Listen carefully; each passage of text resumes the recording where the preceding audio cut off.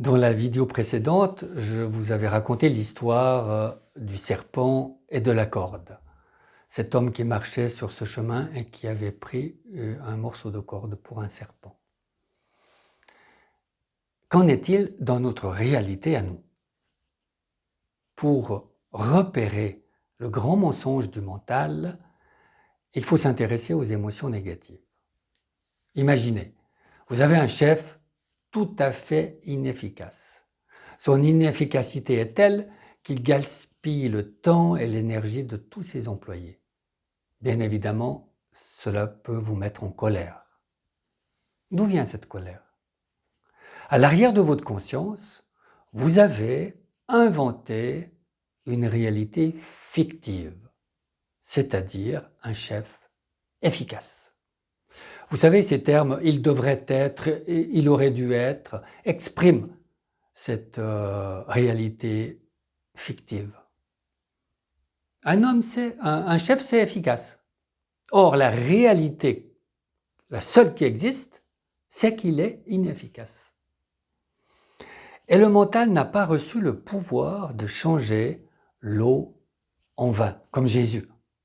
Il n'a donc pas le pouvoir d'échanger sa réalité fictive, le chef est efficace, avec la seule réalité qui existe, un chef inefficace. Donc il se trouve dans une situation totalement impuissante. Et pour faire face à cette impuissance, la seule solution qu'il peut trouver, c'est de refuser la situation réelle. Et le fruit de ce refus, en l'occurrence dans cette situation-là, c'est la colère. Et qu'en est-il des émotions positives, telles que la joie ou l'enthousiasme par exemple? Eh bien de temps en temps, la réalité fictive que le mental a inventée correspond à la réalité.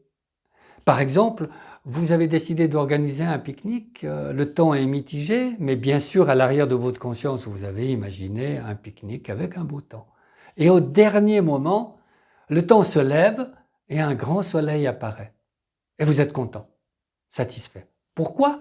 Parce que la réalité fictive que vous aviez inventée correspond à la seule réalité de l'instant.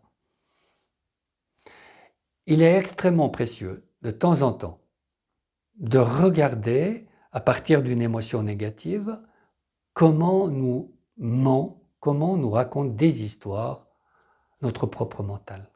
C'est en le prenant sur le fait que l'on va pouvoir progressivement se libérer de son emprise. À bientôt, au revoir.